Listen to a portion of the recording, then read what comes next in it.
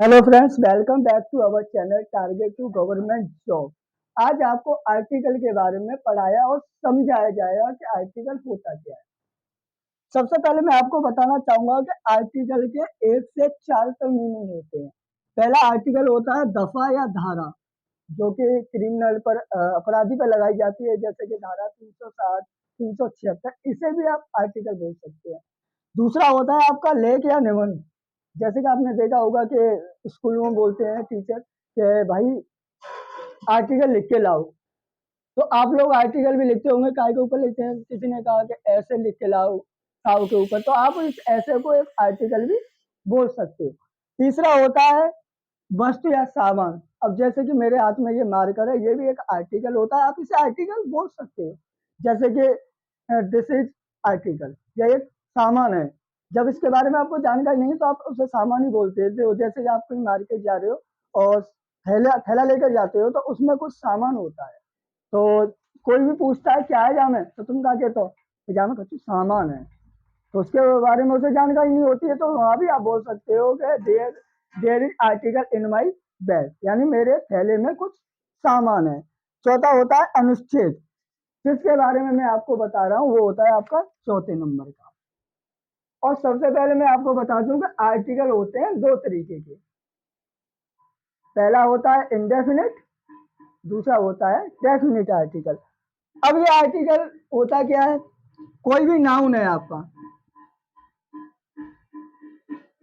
कोई भी नाउन है, नाउन से पहले अगर ए लगाए या एन लगाए या डी लगाए, इन तीनों में से एक लगाए, ए लगाए, एन लगाए या डी लगाए, तो ये आर्टिकल इस नाउन को इंडेफिनिट या डेफिनिट बना देते हैं।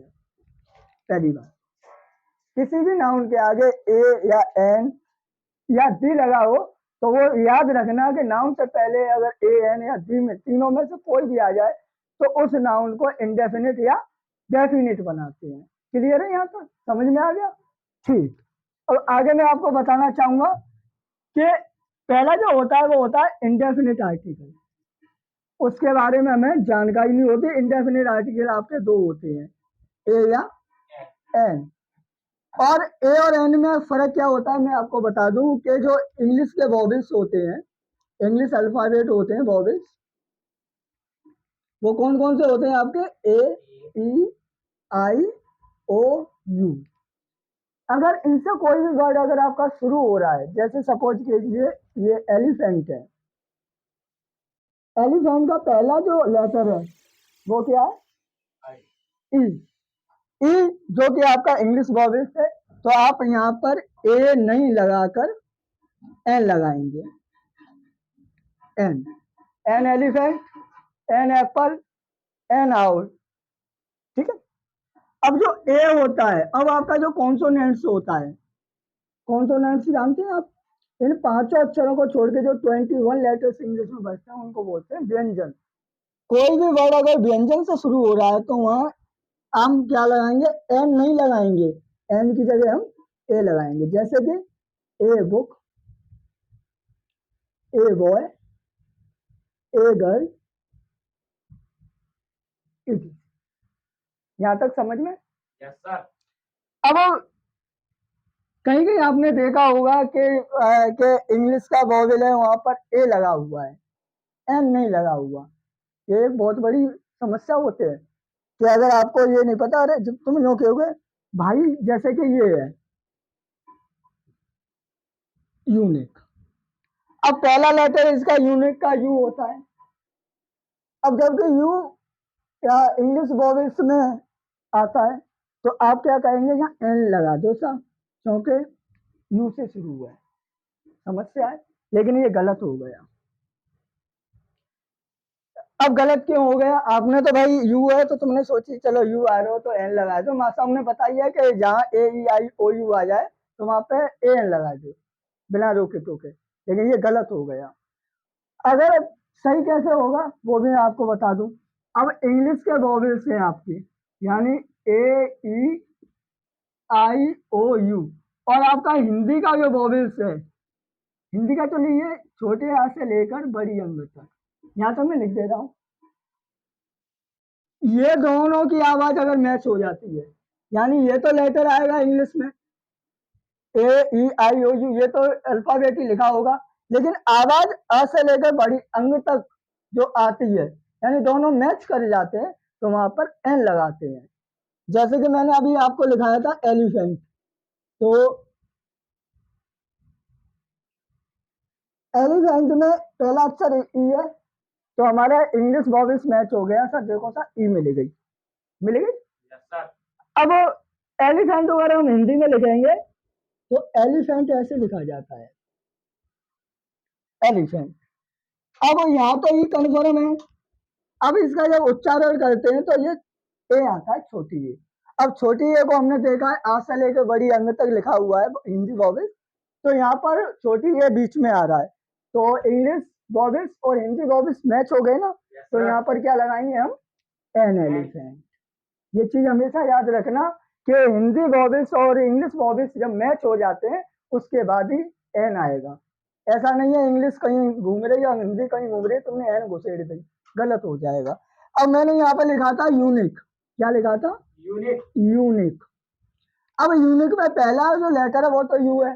चलो आपको एक चीज याद है कि चलो इंग्लिश वॉवेल्स में पहला लेटर आपका यू आ गया, चलिए।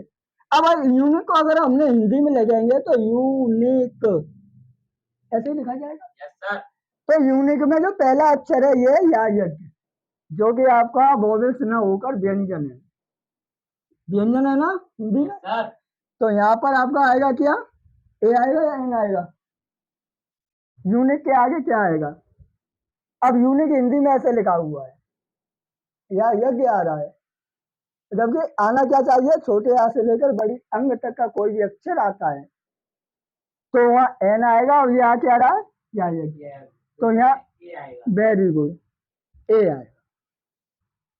अब ए और एन क्या होते हैं, वो सिंगुलर काउंटेबल होते हैं, सिंगुलर काउंटेबल होते हैं। यानी एक होता है एक वचन, सिंगुलर को बोलते हैं एक वचन, यानी सिंगुलर का मतलब क्या होता है, सिंगल, सिंगल, सिंगल पीस, यानी कोई भी जिसके बारे में हम बात कर रहे हैं वो एक ही हो, ठीक है। लेकिन होती इंडेफिनिट है, क्योंकि उसके बारे में हमें जानकारी नहीं होती है। इंडेफिनिट का मतलब होता है अनिश्चित, और डेफिनिट का मतलब होता है निश्चित। अब इंडेफिनिट का मतलब अनिश्चित ये होता है जिसके बारे में हमें कोई भी जानकारी नहीं है। जैसे कि यहाँ एक एग्जांपल लिखा हुआ है इंडेफिनिट का, ए बेगर हैज स्टोलन योर शर्ट। अगर हम इसकी हिंदी करेंगे तो एक भिखारी ने तुम्हारी शर्ट चुरा ली है।